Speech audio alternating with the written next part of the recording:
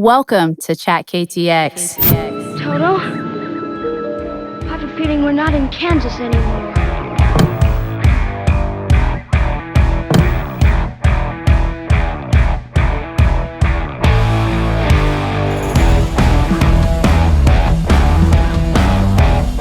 Welcome to ChatKTX. I'm Brooke Gonzalez, your host. I'm the owner of CrossFit Gone Strong, and I'm here with my buddy, your lovely co-host. I'm Natalie Thomas from Katy Moms Network. I had to think about that for a second. I need this coffee right That's here. okay, girl. We got you. We got you hooked up. Good. Guys, we have a special treat today. We have Micheal Meihls, and he is running for Ward B, City Councilman of Katy, Texas. And we're going to go ahead and get right to it. We're going to give him the floor and get to know him real quick. Welcome. Hey, happy birthday. Today's his birthday. Today is his birthday. I appreciate it. Hey, so whenever we texted you or we contacted you, I think you kind of liked our ChatKTX first, and then you kind of reached out to us. Then we made a challenge. Yep. How'd you feel about that? I thought it was great. I think it's fantastic that we have a platform here in Katy now that you ladies have brought to us that allows the city and the surrounding area to get out there and find out what's going on. So when I saw the episodes that you had and I saw the challenge, I was excited. I mean, I was all for it. I'm super excited when you came in. You come in and I feel like we're already buds. And Yes. You know what? His wife is Cuban. No way. Can you speak of her? Oh, she's fantastic. She's Jersey Village native. She first generation American. Her dad was born in Havana and So they moved cool. here. That's really cool. So it's been great. And she's a social media professional. So when everybody sees all my social It's media her? stuff, Aw. I literally call her wife GPT when I need to ask questions. That's amazing. So yeah, she's We been love that great. name. We love that name. It's perfect. Feel free. She's probably going to be mad at me for joking about that, but no, she's been great. She, when we need to go to events, she tags along. She loves it. So this has been really cool. Very cool. Mike, you're very interesting in that you have foster kids. Yeah. We had foster kids. Right now, Technically, you we take have them a in license, yeah. because you have a license and they come in and they come out. And I've had some experience in that, and that is a very tough job. It's literally the hardest thing I've ever done. Absolutely. Can you tell me about that? About how you can fall in love and then have that kid taken away? Well, the first thing I would say is you can't look at it as being taken away. Right. That was the one thing I'd caution. Because we are there as foster parents to really just set up as a support network, as to be there for a child that's in need at the time. And, so you try to do it that way. But, like anything, you're going to get attached. You develop a bond. It could be a couple of weeks. It could be a year. You're going to have a bond with that child. And when it is time to leave, it is tough. It's the weirdest grief that you'll ever go through because it's not like you're grieving somebody that's passed away. Right. It's somebody that's still around, but you may not be able to see them or talk to them or whatever. We have been extremely blessed. The last foster child that we had went to her great aunt's house, and her great aunt, who's our age, my wife's age, and I, but she and my wife have become extremely close friends since good. then. That's beautiful. So, we FaceTime at least once a week. Oh, okay. And it's so cute. Like she'll be on FaceTime and she'll hear our voice, and you'll see her. She whips around and she's looking at the phone. Yeah. And in fact, my wife, she's going to New York City for work here in a couple of weeks, and Alani and her her great aunt are actually going to New York to see my wife. That's so it's been beautiful. awesome that doesn't happen that way a lot, but that's been really good. I want to transition into you running for City Council Ward B, from being a foster parent, which is super tough, to representing a whole city, which is also super tough. I really love the fact that you can probably do both and you'd be great at it. I appreciate that. Tell me how you're going to make Katy, Texas better. Well, so I have a little bit of experience kind of doing some of this. Now, I've obviously never been on city council, but For 9 years now, I've also been on my HOA board. So I've ran that. We have a community of about 280 homes.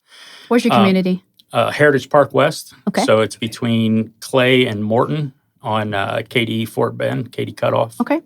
But so, we've done that for a while. Like I've been involved with that. Now, the thing with it, what we want to do, what I want to do personally is we have experienced on the north side of Katy a lot of growth and a lot of development. And we have to do that to where it works hand in hand and not dragged out. Right. So one of the big problems that, like in our instance, that's happened is they built a new HEB that's right outside the city limits. Well, then they did the road construction. And it's like, why is this not working together? The cart before the horse kind of thing? Yeah. And I understand that, you have to have some things in place first and whatnot. But, I come from my background professionally, I come from doing, lean manufacturing, lean management. So efficiency, looking for waste, those kind of things. But the way we do things, sometimes you end up, instead of being a 12-month paying period, you have a 24-month paying period. Well, those things should be together. Mm-hmm. And so those are just the ideas that you have to look at when you're approving projects and you're saying, yes, like, let's build this, let's expand here.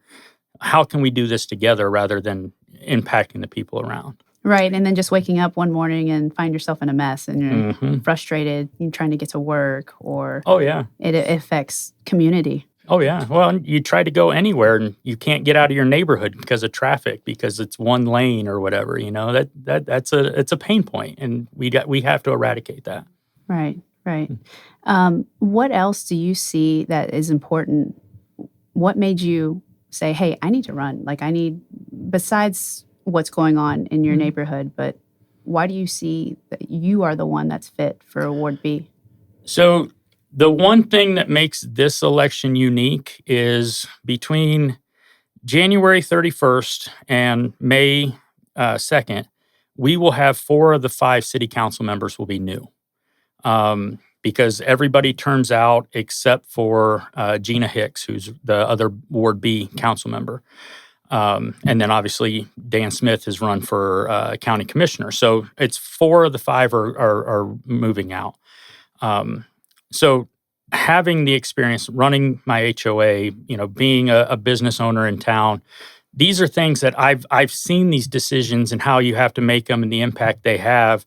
So we need somebody that has whatever experience that we can get to. Right. And right now, I don't know that we had a lot of people that were wanting to step up that have that kind of experience. And I said, hey, this is my strong suit. This is something I've done. There you go. Here we go. And you're running against how many?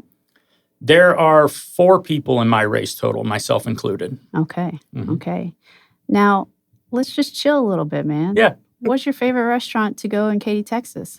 Jalisco's on Highway Boulevard. Is that the one that you said? No. Okay. I like El Jarrito. Okay. But Jalisco's is good too. And if Brooke says it's good, it's good. She knows right? good, it's authentic Mexican food. It's good. I love Mexican food.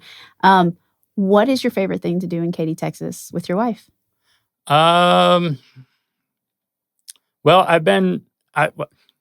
it's kind of funny knowing about some of your past guests and whatnot. I'm really excited about Cowboy Coffee opening up. What? Andrew Vanya. Yes. I love coffee. I drink coffee like people drink water. And my wife being Cuban, so does she. Yes, so we love going to coffee. So, Serene Beans opened up downtown. We're in there all the time. Active Coffee. Like I said, I'm excited about Cowboy Coffee opening up because I believe it's this weekend they actually opened live. That's right. So I'm really excited about that. And I've met Andrew before, and I'm really excited about what he's doing. So, that's honestly, it's I know makes us the old couple, but that's what okay. I like. I like going and just getting a good cup of coffee and just chilling. Okay.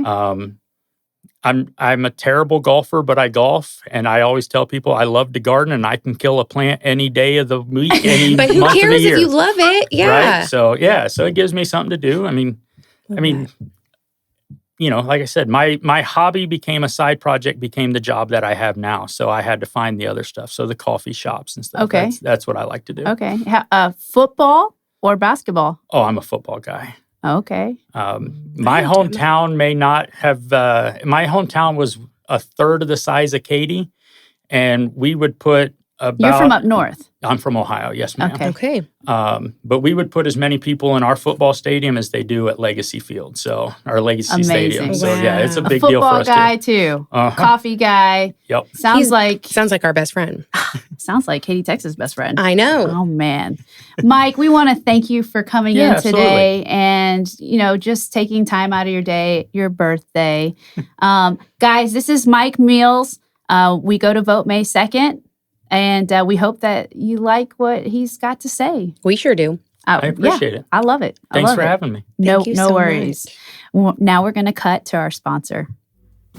Brothers Pools and Construction is a family-operated, owned business in Katy, Texas, serving the greater West Houston area and beyond with expertise in custom outdoor living spaces, including the design and construction of custom pools, patios, and outdoor kitchens, as well as landscaping and irrigation. Here, you have it all. It's a one-stop shop. Customer service and the highest quality standards in the industry is what sets Brothers Pools and Constructions apart from everyone else. Contact them, get together with them to have your new pool built, your new backyard, something you will always enjoy with family and friends. Natalie, I guess you're an entrepreneur, just like me. You are. I am. Yeah. I always was, but it's an even bigger, more. Right. So both of us, we started our businesses while working. True. At the same time. And you, congratulations, have just stopped working your full-time job to go ahead and attack Katy's mom's network, right? You got it. How do you feel? Do you feel like you've been just lifted? I really do. Weight lifted off of you? I think this is week 3. And you've gotten a sort of behind the scenes look of what that whole process has looked like. And I feel great. I feel really just free in all sense of the word and just very in charge of my life, if that makes sense. Like my time belongs to me now. Right. I'm my own boss, which is good and bad because sometimes I can be hard on myself. But it's been a really cool journey over the last 3 weeks to just kind of figure out my new groove. And you're trying to figure out balance and a new routine. Right. It's very different, right? It's very different. It's like you have this free time, but you have to separate it, right? Yeah. And it took me a while to get here. You know what I mean? I don't know how it was for you.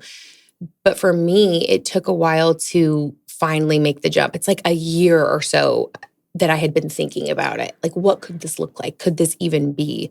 Was it like that for you, or was it just like a snap of the finger? You know, at one point in time, I was pregnant. I was a swim coach, and I also was teaching Spanish at May Creek High School. And my husband's like, okay, when Gabe is born, you're going to need to decide. And Gabe was born. And then I decided to continue. And then Steven's like, okay, now you need to decide because it's too much. Natalie, it was so hard for me to turn in my letter of, resignation. I was so scared. I had it written for like 3 months and I read it over and over and over again. What was scary about it for you? Going in there and just letting my principal down. I really liked my principal at the time. It was Dr. Steele. And I liked what I was doing, but I also was scared. I was like, okay, this is my salary. I get this salary and I get it like every month, right? I don't have to work for 2 months, June and July. It's awesome. I got a cool gig here. I love my kids. I love my head of the department, Norma. Love her. And I'm like, do I really want to jump and attack something that I love? Right. I love coaching. And I woke up one morning in April. I remember the month. Of course you do. It's a big thing. I went in there and made a meeting with Dr. Steele, and I knew I had to go. During my conference period, went in, gave her my resignation, and I was like, oh my gosh, she's going to be so angry at me. She wasn't. She wasn't. In fact, she was like, I'm really proud of you. You're a hard worker. It's hard to let you go. But if you ever need anything, you just pick up the phone. I'm here. And that made me feel great. And, yes. But when I walked out her door, I was like, holy beep, I'm by myself. Yeah. Now it's real. All on me. It's real. Oh my God, I didn't feel that real moment for a little while too. But can we also talk about, I think a lot of people think when you make this kind of decision, it's because you hate your job. Contrary. I didn't. I actually really loved my job. I loved the company. I loved my team. I ran a team of I loved my people too. Yeah. And I think that was like hard to leave them, right? Mm-hmm. And that's what kept me even longer than maybe I should have. But it's this myth that you're just this horribly unhappy person to make this decision. This decision comes with a lot of thought and a lot of complex emotions. And I do think we need to talk also about, that salary is it's a fake safety net, but we all fall victim to it. I did for a very long time. But if you really kind of break open the layers, or at least I felt for me, it kept me small. It kept me safe. And that safety was such a beautiful thing for a very long time, especially post, I needed like structure for the last 4 years or so.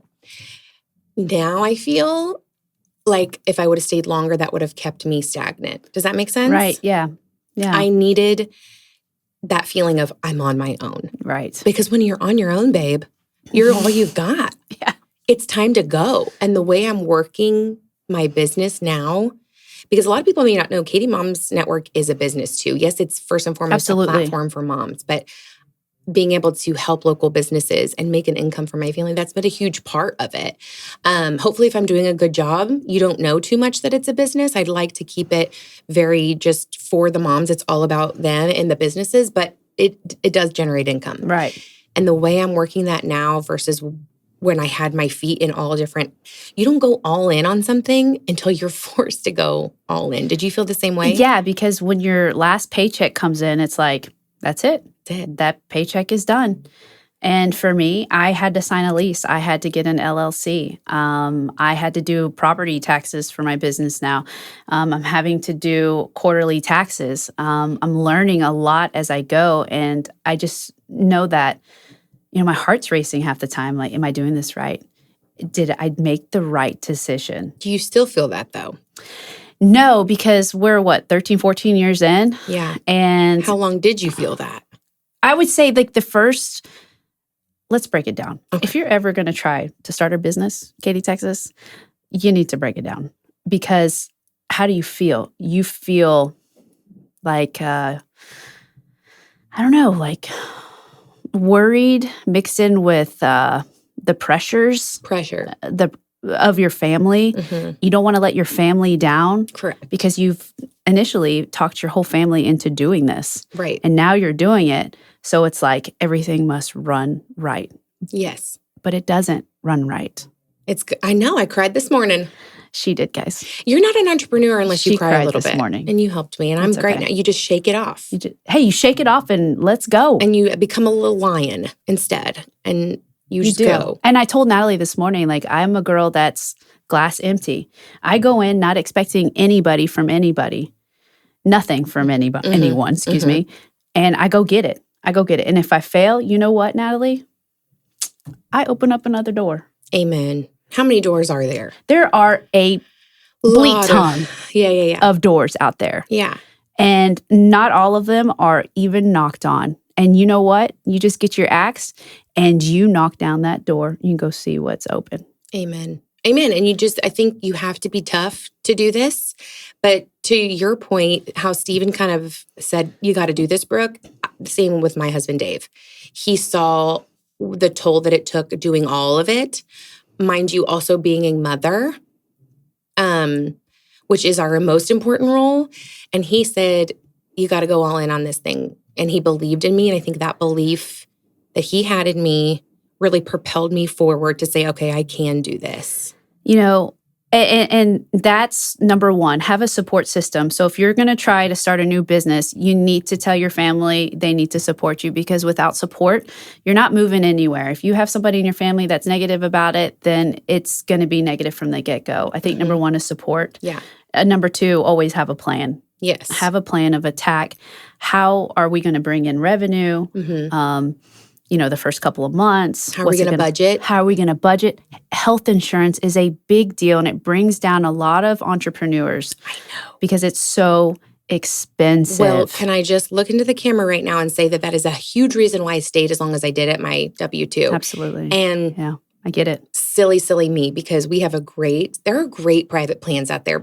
I'm not saying that what we've chose is for everybody, but for the people who are thinking about it, please do not let health insurance be what makes you stay. The premiums are insane, regardless of where you are. So you can find great private plans. But yes, to your point, you need to you can't just, actually, I really think you could just jump off at the end of the day. Life is short, but I know not everybody thinks that way. You should probably have some type of a plan.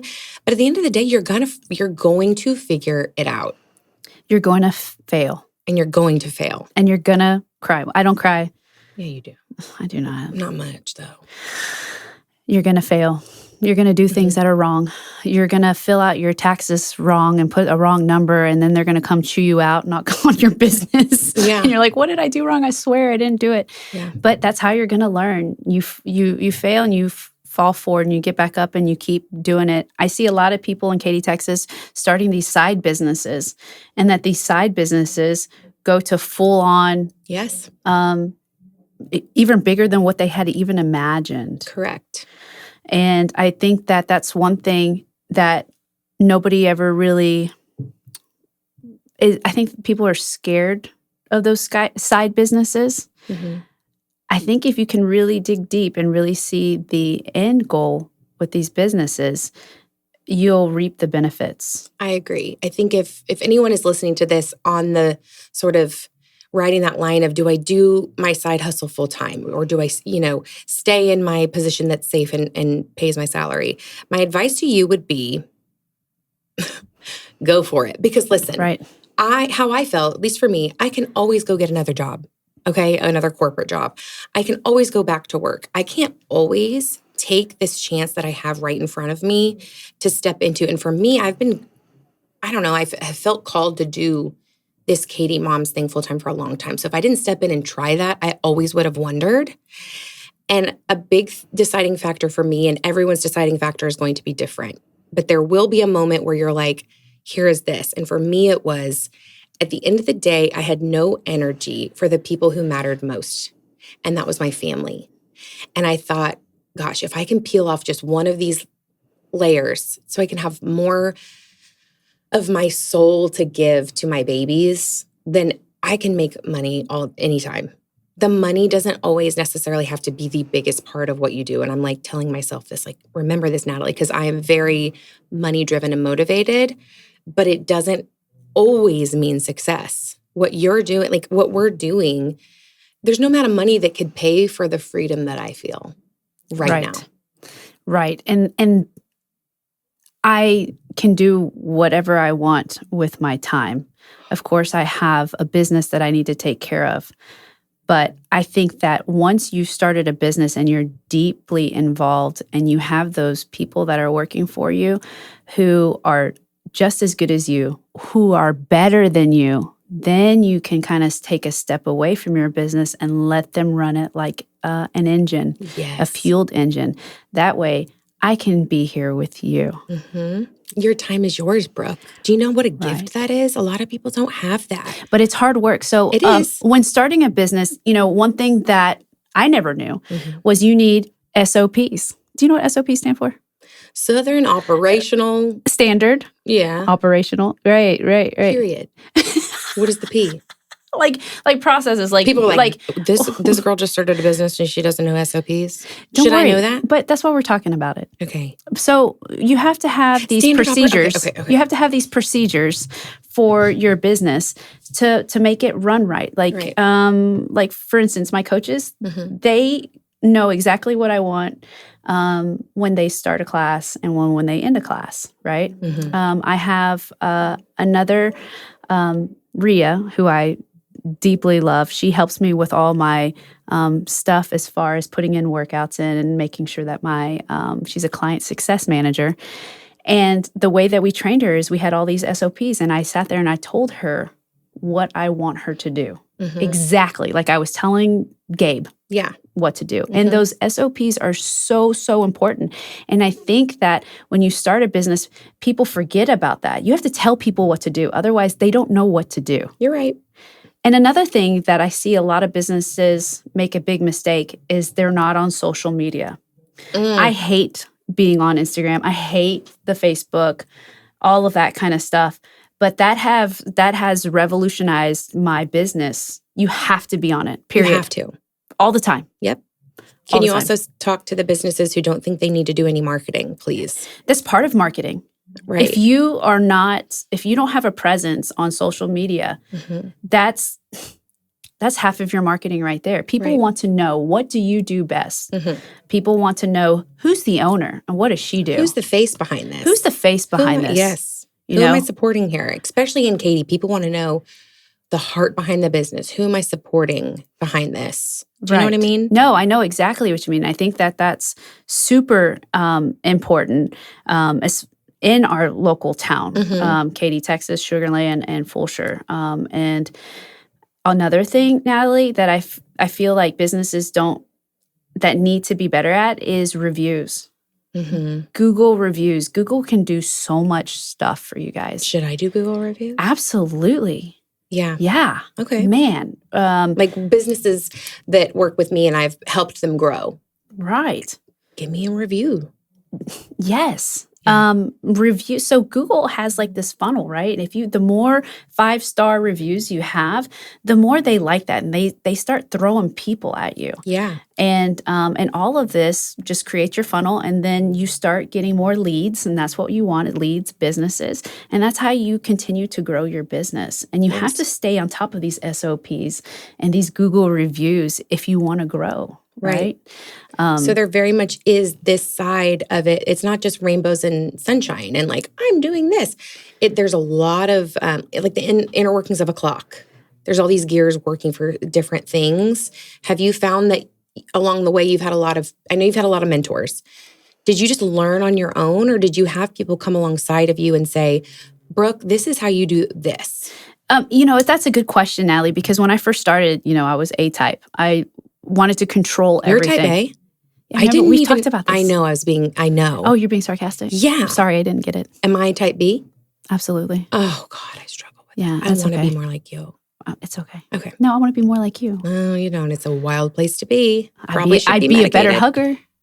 But you hug me. Yeah, I give you hugs and kisses. You do, yeah. But anywho. You're type A. Right. So when I first started, I wanted to control everything. Yeah. And that did not fly. Like the first couple of years, I'm like, okay, what am I doing wrong? What am I doing wrong? Is I can give out an SOP to my coach, but I can't coach her personality. I can't coach the way that she may want to do a different warm-up. And as I've gotten older, that's their style. I can tell them how I want them to conduct it. But when they want to put a little twist on it, you have to let them do it. You have to. Absolutely. So by not being super controlling over your business, over your employees and people that work for you, I think that is a awesome attribute. Right. And don't you think control, especially in business, is an illusion? I know you don't want to believe it, but are we ever really fully in control? You know what I mean? You just sort of have to do your best, know that you're going to mess up, and hope that you can do it. Yeah. And going back to how does entrepreneurship affect your family, affect your marriage, affect your kids, I think that one of the biggest things that I'm really proud of myself, I don't ever give myself compliments, is that my kids see the grind. And I love that. I was just going to say that. I love how they see me work hard because they tell me, and they're with me through it. Yes, they are. Now that they've gotten older, they're starting to help out more with the business and understanding, how things work. I think it really is. I think that every kid should know how to start a business, how to run it. At least, the makings of it, that you can do it. And they ain't teaching it in school, sis. So if they can watch their parents do it, and they watch mom work hard, but they also see mom show up at every single thing that they do. Right. What a gift. Right. Hopefully they pass that on to when they start a family and they realize, you have to realize we were raised by the boomer generation. You go to school, you get a job, you work a 9 to 5, and you do that until you die. And my parents were not at everything. Love you, mom and dad, but would have been great to have you. They did their best. They did their best, okay? Yeah. But my kids will never feel like I had to choose. Never. Right. And it's important that if you do own a business to give that time back to your family. Mm-hmm. I know I spent a lot of time with my kiddos outside, away from everything, just me and them, playing basketball or whatnot. But, I came from a family where my mom was always there and my dad was always working. But school was number one. School, go to college. And my mom would always say, remember, you're a woman. It's going to be a lot more tough for you. Mm-hmm. And that's what has fueled you. Kind of what fuels me, yeah. And that I was Hispanic. And if I went to college, I'd be the first one to have a bachelor's. And school doesn't teach you a lot. No, it sure doesn't. Man, I wish that they would have just one class over finances, but the real finances, not like the book finances, real, like how to budget, how to mortgage. I know, I have a girlfriend that teaches a business class, and I need to take it.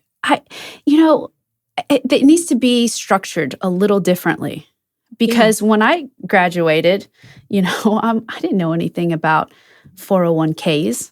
I didn't know anything about the stock market. Well, dude, my parents never really believed in the stock market. I still don't. I think it's fake. I love it. Well, is it fake? I don't know. Okay, I'll maybe get there, but this is going a little bit into left field, but I really don't think they want to teach this stuff because they don't really want all of us to be entrepreneurs. I think they want to produce workers. Wow. Oof. Listen, not everybody is built for being a business owner. And that's a good point. So that was my next question. So is everybody built to be an entrepreneur in the inside? Can everybody do it? Do you think? Yes, but. But what? It depends on what you want. But here's the thing. You're glass half empty. Sometimes I'm like Miss Optimist. I'm like, literally, you can do anything you want.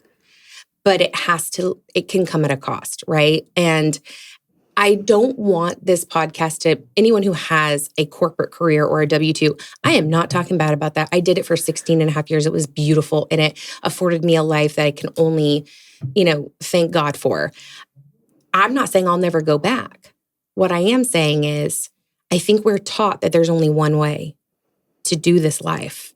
And if you have it in your spirit, that entrepreneurial spirit, which I know a lot of people do, but they're scared of it. And when I mean that entrepreneurial spirit, it's that will to do something outside of the box and be your own driver. I was tired of working for someone else's dream. Right. Period. Right. I wanted to take what I know and what I'm good at and my gifts and put that towards my husband's business, put that towards my business, and just see what happens with that. But if you're passionate about what you're doing at a corporate job, go girl. Yeah. Do you think everyone's built for entrepreneurship? You're going to say no. Yeah, I'm going to say no. Yeah, I appreciate that. And the only reason why nobody wants to grind, I think that those entrepreneurs that make it out, those are the ones that are hardcore and that they're willing to grind and put everything on the line. Yeah. And, it's something to be said when you find new land and you burn all the ships. Burn the ships, baby. Dave talks about that all the time. Why? Because you have no choice. You have no choice. That's it. That's where the grit comes. That's where the grit. And I think you're in the grit right now. And I love it. I'm hungry as hell. You're hungry. I'm on fire. That's right. And the ships are burned. They're burned, baby. They're burned. And I'm not afraid. If anything, I am so driven to just make my own way. Right. And so I think it develops, you get this new personality, this new ambiance when you own your business and you're successful. You walk a little taller, let's say, because you went through the trenches, right? Yeah, because there are some trenches. Absolutely. Like, do you own an LLC or a sole proprietorship? Like, which one do you choose? Yeah. Nobody talks about Nobody this. talks about it. I have an LLC, so I get to write off a lot of things that I never knew. Right. That potentially helps me with taxes. Are you working from home, or are you going to go rent out an office? Those are things you have to think about. You have to think about. Do you start with employees, or do you start without, or do you even need them? Do you hire fast or hire slow? When do you decide to pay yourself? When do you decide to pay yourself? Do you go in knowing I'm going to lose money the first couple of years because I'm going to market really hard? Right. Risk it. Do you risk it? Or play it safe? Or play it safe. Or do you have risk profit first and then growth? I mean, these are questions that, a lot of people, think about when they want to start something. Yes. What would your advice be? My advice would be I think it was easier a little bit for me, Brooke, because I had a proven concept already, right? Like, I don't want people to think, oh, Natalie is so there was some fearlessness to what I did. But I had built Katy Moms to a point where I had to kind of I got to go all in on this because look at what the potential is. And it had already been generating some income before I decided to take that leap. But I think you need to have a lot of conversations with yourself about what your goals are, and that the money piece may not be it right away. Like, there were so many things I was willing to make a trade for. Does that make sense? Right. Especially the first couple of years where success doesn't have to look like this. I'm still rewiring my brain. 16 and a half years of, being sort of the breadwinner and being, having this responsibility for my family. But I didn't just want to be the provider in that way anymore. I wanted to, so I think to answer a long-winded way to answer your question, that's me. You really have to have a lot of conversations with yourself, your family, your finances before I think it has to take some thought. Don't you? Yeah. The hardest thing about me owning CrossFit Gone Strong is to know your worth. So you start off with a service, right? And you put a price on your service. Right? And then you're like, oh, man, I'm not making it here. I'm not making it here. What is this worth to you? When people come in and you're like, well, if you want to come in every day, this is your price, blah, blah, blah, blah, blah. I wasn't giving credit to our worth and to what people want. When you're in a business and you're good at what you do, you put a price. And as a business owner, sometimes you're like, oh, that's too expensive. Will they buy it? You're damn right they'll buy it. Yeah. Because what? You're worth it. Your coaches are worth it. Your equipment is worth it. Your time is worth it. Your time is worth it. But mostly the quality that you're getting is worth it. So raise that price and they'll come. If you're not confident in the service that you provide, you have to find a mentor. You have to find somebody to make you confident, to help you out. Right. So that you know your worth. If you have this service that's incredible, you got to know it. Right. Or you won't survive. Right. You will not survive. And don't you know that what you're saying is such a universal feeling? I mean, there are so many beautiful businesses in Katy, so many entrepreneurs. And I think it's a kind of a hot sort of honeypot of a place to start a business. But I don't want people to think that it's a grind. It's a risk. It's all of the things. But what I've heard from every single business owner in Katy that I've had the pleasure of talking to is they say it's all worth it. That's good that you're coming back to Katy, Texas. It's a great place to network. A lot of business owners forget to network. I forget to network. In fact, we just had a Women of Katy luncheon that I went to go eat with you. It was so fun. I dressed up. I put on makeup. You looked great. Can you believe that? You were in a hot skirt. Dude, I had heels on. Yeah. Hot pink. I was like, who's this chick? Oh, it's Brooke. Woo! Didn't even recognize me? At first, I was because you were like strutting in on those heels. Did I look like I was on those heels? Like, could I really work them? Because be proud of me. Just be proud of me. I sometimes look like a giraffe in heels. I'm like clumping. You didn't clump. Oh, thanks. You did great, babe. Oh, thank you. I appreciate What it. a great networking opportunity that Right. was. And a lot of businesses forget about that. They forget about the social media and the networking. Yeah. I'm so bad at the networking, that's why, Natalie, I appreciate you dragging me out to this. Olivia, too. Olivia kept telling me, you got to come, you got to come. Olivia, thank you so much. I appreciate it. I had a great time. But networking is also part of your business. If you don't want to get out, then you need to find a service to where you're just sitting at home behind the computer. Or hire someone to get out and network for you. Absolutely, Natalie. Who is, maybe more forward facing and can represent your business. I agree, because it is even in such a digital world that we're in, people are craving connection. People are craving authenticity, and they want to have a conversation face to face or on the phone and build that rapport so that they know where they're spending their money, they can trust. Right. And trust does not get built overnight. You have to get out there and say, eat and breathe your business. Right. You right. know? No, absolutely. Absolutely. And, with all of this being said, people don't get to see behind the doors, like getting up early in the morning, getting things ready for the next business day, the sleepless nights, the failures. You don't get to see those business owners go through those things. And that's part of it. And that's the beautiful thing about it. Right. Is that you're willing to make a mistake, and it's going to be okay. I think it teaches you a lot. I mean, again, I'm only 3 weeks in, baby. But I feel like I'm going to learn so much about myself. I think there's going to be a lot of unraveling to do within my head and heart to really dig deep on what does this mean? What can I do and how can I touch even more lives?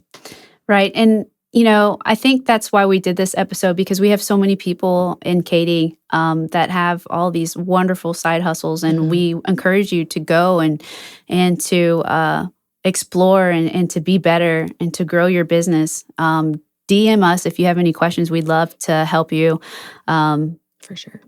Anytime. We understand. We believe. I think, Natalie, we're done. Okay.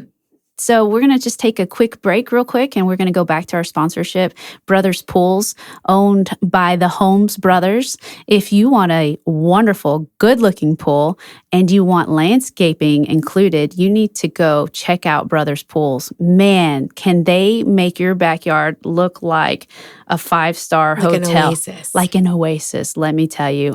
These boys know what to do. They're moving and grooving, and you get the best of the best representation, quality. So make sure you go check out these guys. Brothers Pools and Construction is a family-operated, owned business in Katy, Texas, serving the greater West Houston area and beyond with expertise in custom outdoor living spaces, including the design and construction of custom pools, patios, and outdoor kitchens, as well as landscaping and irrigation. Here, you have it all. It's a one-stop shop. Customer service and the highest quality standards in the industry is what sets Brothers Pools and Constructions apart from everyone else.